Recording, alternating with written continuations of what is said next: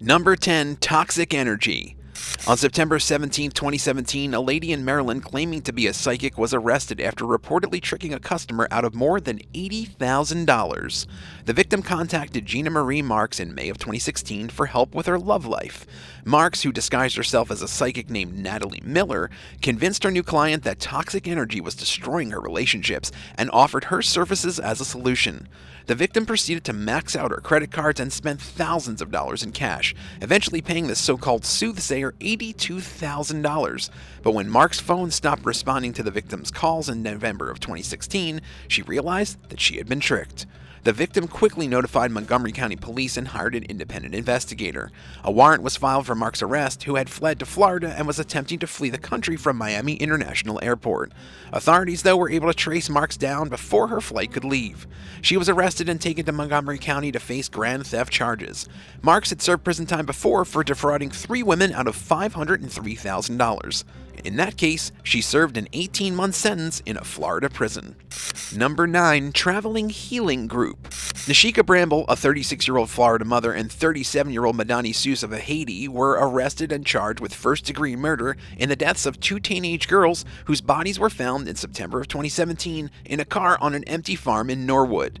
50-year-old Ashford Nathaniel Archer, who is also from Haiti, 53-year-old Ida Eden of Jamaica, and 23-year-old Frederick Blair of Norwood, Colorado, have also been charged in connection to the crime. The incident was brought to light when officers from San Miguel County, Colorado, were dispatched to Blair's unoccupied property some 30 miles or just under 50 kilometers west of the ski resort town of Telluride. When the cops arrived, they discovered the 2 girls, aged 7 and 10, decomposing in the backseat of a car. The cause of death for the 2 girls was unknown at the time. Officers also removed 2 more children from the property while on the scene, and those kids supposedly belonged to Madani Seuss and are now in the custody of Child Services. Bramble, Seuss, Archer, and Eden were said to be part of a traveling healing group that promoted end-of-the-world prophecies and moved about in a nomadic nature based on their dreams at night. They also believed they were the healers for the people. Seuss was reportedly the group's leader, and the others were directed by her. The group was said to have lived at the Grand Junction before moving to Norwood, where they then met Blair. The group had seemingly been living on Blair's estate in cars, tents, and other improvised shelters since May. Blair had apparently felt obligated to help them in their so-called holy work. Seuss, Archer, Eden, and Blair were arrested on the premises later on, while Bramble was apprehended the next day in Grand Junction, Colorado. Each of the 5 suspects have yet to enter a plea and are set to appear in court later this year. Seuss is currently in custody in San Miguel County Jail without bond. Bramble is held in jail over a $125,000 bond. Archer and Blair, on the other hand, were charged with 2 counts of child abuse resulting in death and 1 count of being an accessory to a crime. Eden is also charged with 2 counts of child abuse resulting in death as well. Eden and Blair are both being jailed on $125,000 bail, while Archer is being held on $250,000 bond. Number 8. Witches. Carlos Amarillo contacted 911 early in the morning on January 29, 2014, and told the dispatcher he had violently beat his girlfriend, 56-year-old Estrella Castaneda, to death in her bed and also murdered her 25-year-old daughter, Lena Castaneda, on the floor of her bedroom in the back of their East Elmhurst home. He stated that he killed them because they were both witches. Miss Castaneda's 7-year-old daughter was found uninjured on the bed next to her mother, and a hammer was discovered on the floor near Lena Castaneda's body. When officers arrived at the scene, they found Mr. Amarillo strolling the front door of his residence to the street, clutching onto a Bible and mumbling how he had killed them. He told the cops the women were witches who had sickened him by performing voodoo and casting spells. Mr. Amarillo, 48 himself, was found guilty on 2 charges of first-degree murder by a jury in Queens after a 2-week trial. He was sentenced to life in jail without the possibility of release. Number 7. Bad luck. In May 2022, 41-year-old Giuseppe Canzani confessed to killing 51-year-old Anna Torres when she answered the door to her house in the Ozone Park area of New York. Torres used to do psychic readings from her home, and Canzani was one of her clients. She was shot in the head in a daytime ambush she never saw coming. The case was strange since Canzani did not have any record of arrest or even getting into trouble. The authorities informed upon investigation, though, that the culprit might have killed her because he blamed her for his recent series of bad luck, particularly with gambling. Canzani thought that she had cursed him.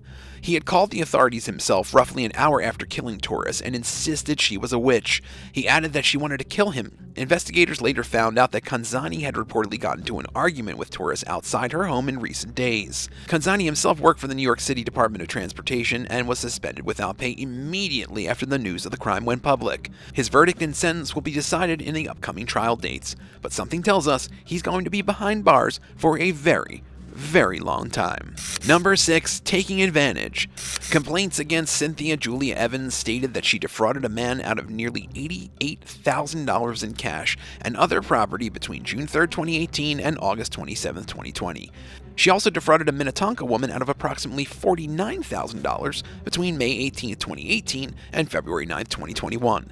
The victims were forced into debt, opening new credit card accounts, cashing retirement accounts and life insurance policies, and even misled others just to pay Evans. The first victim was 30 years old and lived in Hopkins when he first visited Evans' psychic readings shop in late spring 2018. He had mental health and developmental problems. On his initial visit with Evans, he only wanted to get a tarot card reading. Evans used the opportunity to tell him he'd been cursed at conception and was basically suffering from a multi-generational curse placed on his whole family. She said she could remove the curses if he bought 30 candles, one for each year of his life, for over $100 each. In June and July 2018, he paid her $3,000 but was never given the candles or any evidence that Evans had purchased them. Instead, Evans told the victim the candles were used in a secret ritual that was too risky for him to attend. Evans also staged a ceremony with the first victim at her Hopkins shop around December 2018. During this time, she stated he was still cursed, and the solution was to purchase a $30,000 Rolex watch. He said he couldn't afford it, so they went to the Mall of America where he bought a Rolex watch he could afford that was valued at $14,000. He assumed the watch was for him, but Evans explained she needed to work with the watch in order to help him with the curse. He handed it to her, but he wanted it back, and didn't appreciate the fact that she was keeping it. Evans responded that she couldn't guarantee its return given the nature of the quote job with the watch. The watch in question was thankfully returned to the victim eventually by Evans' lawyer. During an interview with investigators, Evans compared herself to a medical practitioner and stated she just advises things to her clients and doesn't force them to buy candles, crystals, or other items. Seems like a convenient excuse. She was eventually charged with 2 counts of financial exploitation of a vulnerable adult and 2 counts of theft by deception in connection with her crimes. In addition to this, Psychic Readings, her shop, has also been closed indefinitely. If someone could tell your future, what would you want to know? Tell us in the comments below and hit that subscribe button while you're at it. Number 5. Cursing the town. In the early 20th century, Julia Brown was a well-known voodoo priestess and healer. She would travel to many communities and perform ceremonies for people. She was incredibly popular, but some began to take advantage of her. Here's a little tip. Don't mess with people who know voodoo. You'll see why soon enough. Anyways, a week before her death in 1915, she admitted that she was going to curse an entire town. In fact, she had a tune she would sing, and it went as follows. Someday, I'm gonna die, and I'm taking everyone with me. Apparently, she would sing this to herself over and over again, and guess what? Her curse was fulfilled. When she died, the entire town went to her burial to pay their respects, but as they were nailing her coffin shut, a tornado swept in and destroyed the settlement, killing many and wrecking the whole town. Over the years, people have tried to rebuild the town, but it's always been destroyed. This is said to be the result of Julia's lingering curse. Number 4. Rituals. A man named James Garrity vanished without a trace in April of 2011. In fact, it was only his lawyer that handled his social security checks who eventually wondered where he could have gone. A year later, James' skull was found on someone's property, and the mystery was solved. When the property owners discovered it, they called the police. The property owner's son, James Paul Harris, was found guilty of James Garrity's death. Apparently, the two were friends that were preparing to live together, but one day they got into a fight and Garrity was shot in the stomach. To make matters worse, Harris kept Garrity's head and performed voodoo rituals with it. And he would have gotten away with it too if it hadn't been for his father's girlfriend finding the skull and immediately reporting it. So thank goodness for her. Number 3. The missing ring. Diana French, a retired pharmacy clerk from Los Angeles, spoke out on September 28, 2020, about the strange drama that began when Kyle Richards found what she thought was her stolen ring on the finger of a woman whose hands Diane Keaton photographed in July 2019. Keaton identified the woman in the photo as the quote psychic from Santa Monica, prompting Richards to hire a private investigator to find the ring that was stolen from her in a $1 million diamond heist at her California estate in 2017. The tale took a twist on September 24th when a TikTok user named Maddie came forward and said the woman in the photo was her grandma. French verified in a video after this that she is not a fortune teller and that Keaton took the shot on the shop counter while she was working at the drugstore.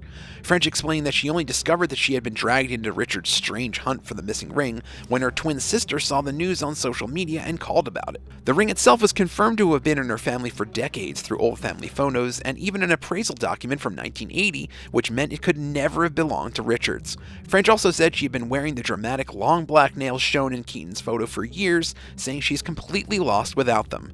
French further demanded an apology from Richards and Keaton for wrongly accusing her of theft, but requests for comment on French's account were not returned by representatives for Richards or Keaton. Number 2, Under a Spell. Why was a woman named Josephine Gray accused of murdering her husband in 1974? Well, obviously because he found out about his wife's affair with a man named Robert Gray. This Bonnie and Clyde pair were charged with murder, but accusations were subsequently withdrawn due to a lack of strong evidence. A year later, as more proof came up, one of the lead witnesses in the case refused to cooperate with police. Josephine and Robert were married shortly after. Robert's relatives grew concerned, though, and reported he had started acting strangely, as if he were under a spell. In the end, it was discovered that Josephine was using voodoo to control Robert. She also had used her voodoo skills to sway witnesses in the case. When authorities searched her home, they found that she was clearly very actively into voodoo. They discovered several dolls with pins in them, and she was also caught mumbling chants during a sting operation to apprehend her. Now that is way too creepy. Number 1, Bad Guys in Voodoo. Adolfo Costanzo was the cult leader and a voodoo practitioner who worked for drug cartels and hitmen in the 1980s.